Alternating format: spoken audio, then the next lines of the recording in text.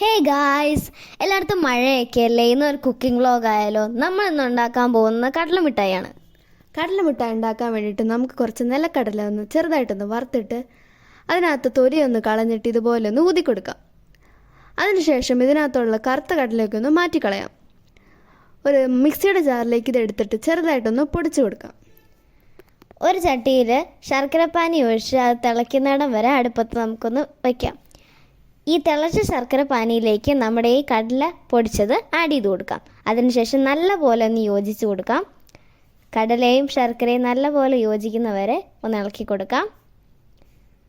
അതിനുശേഷം നമ്മൾ ഈ കടലയുടെയും ശർക്കരയുടെയും മിക്സ് ഒരു പ്ലേറ്റിലേക്ക് ആക്കിയിട്ട് ഒരല്പം ചൂടോടുകൂടി നമ്മൾ നല്ലപോലെ ഒന്ന് ഉരുട്ടിയെടുക്കാം. നമുക്കിഷ്ടമുള്ള സൈസിൽ നമുക്ക് ഉരുട്ടിയെടുക്കാവുന്നതാണ്.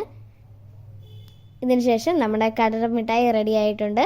അപ്പോൾ thanks for watching. Bye bye.